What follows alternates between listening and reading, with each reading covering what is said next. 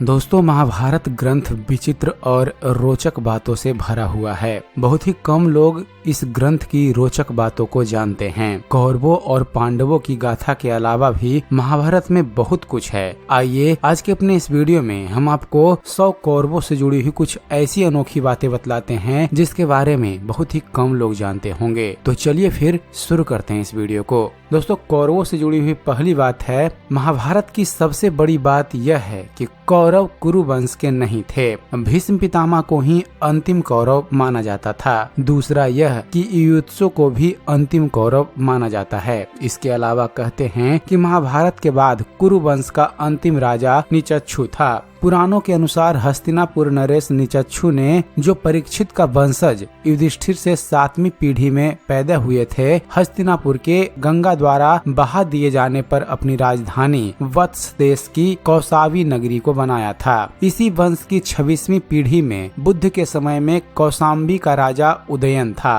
निचच्छु और कुरुओं के कुरुक्षेत्र से निकलने का उल्लेख साख्यान स्रोत सूत्र में भी वर्णन किया गया है, परंतु यह कौरव नहीं हो सकता क्योंकि यह तो पांडव के कुल में जन्मा था और पांडव तो कौरव थे ही नहीं। कौरवों से जुड़ा हुआ दूसरा फैक्ट है फ्रेंड्स, दुर्योधन सहित सभी कौरव धृतराष्ट्र के पुत्र नहीं थे। दरअसल माना जाता है कि धृतराष्ट्र की पत्नी गांधारी को महर्षि वेद व्यास ने 100 पुत्रों की माता होने का वरदान दिया था। समय आने पर गांधारी को गर्भ ठहरा, लेकिन वह 2 वर्षों तक पेट में रुका रहा। घबराकर गांधारी ने गर्भ गिरा दिया। उनके पेट से लोहे के गोले के समान एक मांस का पिंड निकला। तब महर्षि वेद व्यास वहाँ पहुँचे और उन्होंने कहा कि तुम 100 कुंड बनवाकर उन्हें घी से भर दो और उनकी रक्षा के लिए प्रबंध करो। इसके बाद महर्षि वेद व्यास ने गांधारी को उस मांस पिंड पर ठंडा जल छिड़कने के लिए कहा। जल छिड़कते ही उस मांस पिंड के 101 टुकड़े हो गए। गांधारी ने उन सभी मांस पिंडों को घी से भरे कुंडों में रख दिया। 2 वर्ष बाद समय आने पर उन कुंडों से पहले दुर्योधन का जन्म हुआ और उसके बाद अन्य गांधारी पुत्रों का।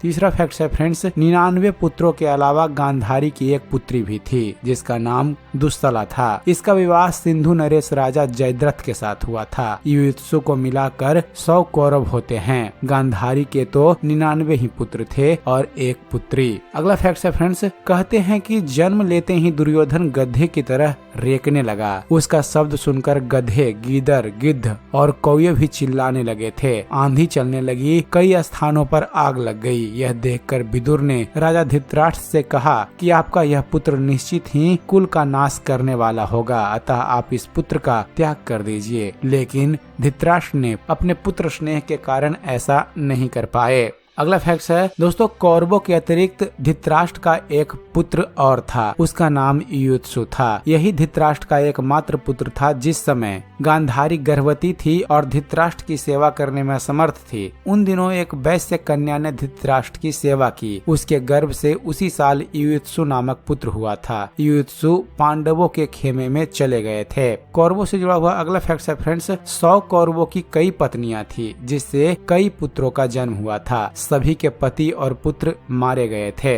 अगला फैक्ट है फ्रेंड्स, 100 कौरवों में से कुछ प्रमुख नाम हैं: दुर्योधन, दुस्शासन, दुस्सह, दुस्सल, जलसंग, सम, सह, बिंद, अनुबिंद, दुर्शद, सुबाहु, दुष्प्रदर्शन, युयुत्सु, कुंडांसी, कनक ध्वज, सुजात इत्यादि। दोस्तों, माना जाता है कि महाभारत युद्ध में एकमात्र जीवित बचा कौरव सिर्फ युयुत्सु ही था। वह धृतराष्ट्र का पुत्र था। 100 कौरवों से जुड़ा हुआ अगला फैक्ट है फ्रेंड्स, पुराणों के अनुसार ब्रह्मा जी से अत्रि, अत्रि से चंद्रमा, चंद्रमा से बुध और बुध से इला नंदन पुरुरवा का जन्म हुआ। पुरुरवा से आयु, आयु से राजा नहुस और नहुस से ययाति उत्पन्न हुए। ययाति से पुरु हुए। पुरु के वंश में भरत और भरत के कुल में राजा कुरु हुए। कुरु के वंश में शांतनु का जन्म हुआ। कुरु से वंशजों को कौरव कहा जाता है। महाराजा शांतनु की पत्नी का नाम था गंगा, दूसरी का नाम सत्यवती था, बाद शांतनु को सत्यवती से 2 पुत्र मिले, चित्रांगद और विचित्रवीर्य। चित्रांगद युद्ध में मारा गया, जबकि विचित्रवीर्य का विवाह भीष्म ने काशीराज की पुत्री अंबिका और अंबालिका से कर दिया, लेकिन विचित्रवीर्य को कोई संतान नहीं हो रही थी। तब चिंतित सत्यवती ने कुंवारी अवस्था में पराशर मुनि से उत्पन्न अपने पुत्र वेद व्यास को बुलाया और उन्हें यह जिम्मेदारी सौंपी कि अंबिका और अंबालिका